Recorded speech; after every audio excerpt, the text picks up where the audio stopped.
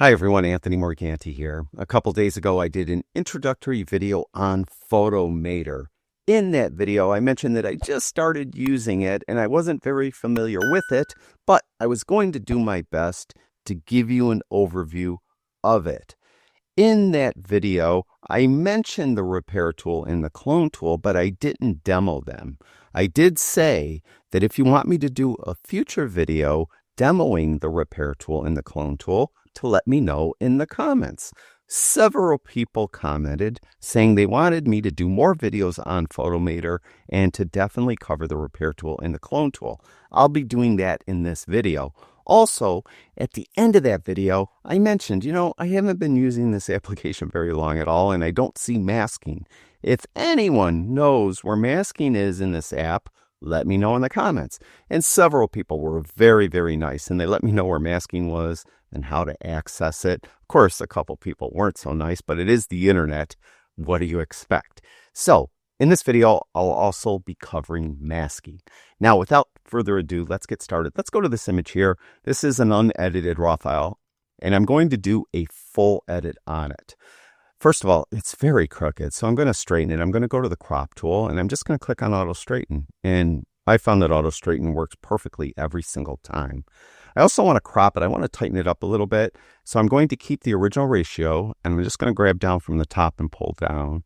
So it's tighter, and it just looks a little better to me. So then I'm going to accept this crop by just going to the edit tools. Now, I'm just going to do a normal edit as I normally would. I want to come in here and I want to bring highlights down. I'm going to open up shadows a little bit. And I think maybe we'll tweak brightness up a touch. Then we're going to I'm going to jump down to black point, move this to the right, and quite a bit. And then I'm going to save texture and clarity for masking, and we'll get to masking in a moment. What I want to do now, though, is I see that there's a coffee cup under this bench. So I need to remove this coffee cup. I could use either the repair tool or the clone tool to do this. Let's use the repair tool. The repair tool is the little band-aid up here. When you click on the little band-aid, you'll have one control at the bottom, brush size. So you could adjust the brush size here, or you could use the bracket key. So that bracket key makes it smaller, or a bracket key larger. So all you need to do is get the appropriately sized brush for what you want to remove and just paint on it like I just did right there. Let go with left mouse button and it's gone. And it works really well. For example, let's just say for the sake of argument, I wanted to remove these light poles. I could do that with this tool. I'll get a bigger brush by hitting the right bracket key. And then I'll just come in and paint on this pole. Let go. And it removed it. Now, I could kind of see it's there. There's a little bit of a reflection. You could keep painting on the reflection, or the way the water looks a little funky. Maybe the sky looks a little funky. You could just keep painting there, and it would eventually make it look more even. Let's do this one over here. So I'll just come down. This one might be a little more difficult because there's trees back there. It's a little busier of a background. Let go, and actually that looks pretty good. That looks better than the other side. I can't even tell it's there at all. So you can see this tool works great. Now I'm going to undo this by hitting Command Z or Z on my keyboard on my Mac a few times. If you have a PC, it's Control Z or Z. All right, so I'm kind of right back where I started, except I did remove the coffee cup. Now, what about the clone tool? Well, if you're familiar with any clone tool in any app, this works the same exact way. So we're going to click on the clone tool, and when you do, you'll notice you'll have this circle in the middle. This is the sample area, and the way the clone tool works, it takes the pixels from the sample area, and it will clone them to wherever you want them. You see it's partially on this man's head. So wherever I put this, I could click with my left mouse button, and it will put all those pixels exactly there. You could change the sample area in one of two ways. You could just grab the circle and move it to where you want it. Or you could hold in the Alt Option key, Alt if you have a PC, Option if you have a Mac. And when you hold in that key, the brush kind of turns into this plus brush, and you could just click somewhere. Say I'm going to click right there. Now I've moved that circle there, and I could come in and remove this light pole. What will happen is, as I start to paint, it will bring the pixels from here to there, but it will also move this down with me. So I could just come in and do the entire light pole like this from top to bottom. And, but you could see it's not as good as the repair tool, but we could do it over here too. Let's get a sample area by holding in the Alt Option key. I'll sample right there.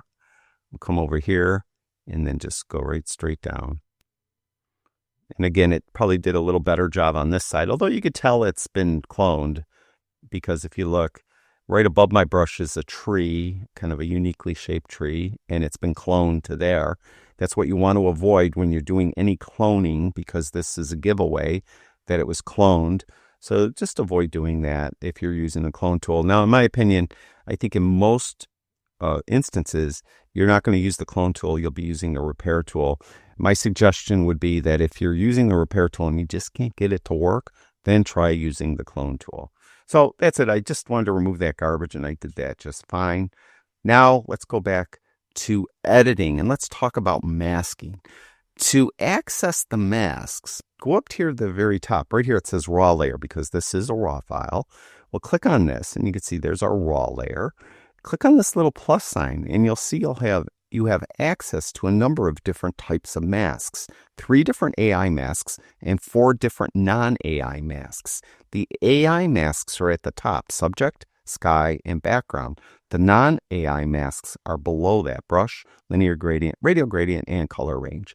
Let's select the sky. I want to do an edit to the sky. So we'll do that. It will take it a second to find the sky, and when it does, you'll have a red overlay on the sky. Now, as long as I'm clicked on the sky layer, see, I could click between the layers. As long as I'm clicked on that sky layer, any adjustments I do to anything else down here will only get applied to the sky. So in this instance, I want to go to clarity and add some clarity, and maybe we'll add some contrast. So I like that. Now, what if I wanted to increase the saturation of everything except the sky? Well, there isn't that option up here, right? There isn't. If I click on this here, is like everything but the sky. But what you can do is you could then select the sky again. So we're making a second mask for the sky. Then with this one, when you hover over it, you'll get these 3 little dots. Click on those 3 dots, and you could go down to invert mask. Now everything except the sky has a mask on it. So I could go to hue and saturation, and I could increase saturation of everything except the sky. Now it has, as you saw, a subject mask. Let's say that he's a little bit like dark, he's in shadow a little bit. I just want to brighten it up a little bit so that we could see him better. So I'm going to go to the drop down where layers are, go to the plus sign, we'll go to subject. You'll notice that it will find him, and it found his shadow. And all I want to do here is I want to go to exposure and just increase it. Now, with that said, let's say you're done and you finish up with a vignette all the time. Here's one warning. If you go down here and you turn on vignette, you'll notice that the vignette is affecting the man. It's not affecting everything else. That's because we're on that layer.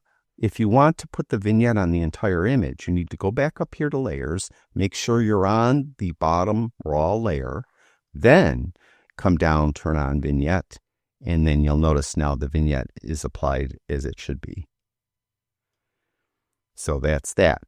Now, let's talk about masking a little bit more. Let's say we're done with this image. And I just want to show you some other things you might run into. Let's go to this image here. Here's another crooked image. So we'll go to the crop tool, and I'm going to hit auto straighten. You can see it did a great job. We're going to go to editing, and it's pretty dark. Let's go to shadows and open those up. And it's not really quite bright enough for me. And what I typically do when this happens, see, I didn't want to overexpose the sky, so I underexposed the entire image. So bring shadows all the way up, highlights all the way down. If you watched any of my videos on anything, you know that this is what I'll do when I have an underexposed or an overexposed image. With the underexposed image, what I'll do is move highlights all the way down, shadows all the way up. Then I'll go to exposure and move that up until it looks right. It looks like it's properly exposed right there. Now I'll get a black point. And I'm going to again save texture and clarity for masking. Now let's go up to the raw layer, click this little plus sign, and select the sky. Now you'll notice, because I tried this ahead of time, it's missing a lot. Missing a lot of the sky over here and over here. So what do? Well, you could add to it, right? So to add to it, go to the little plus 3 dots, I should say. Then go to add. You could add any mask to any other mask. So what we're going to add here is a brush. But here's my kind of warning. You notice you have 3 adjustments for the brush. You have brush size, softness, and opacity. Opacity at 100, if you leave it there, let me just do a quick little adjustment right here. Because notice how that mask overlay is much darker than everywhere else.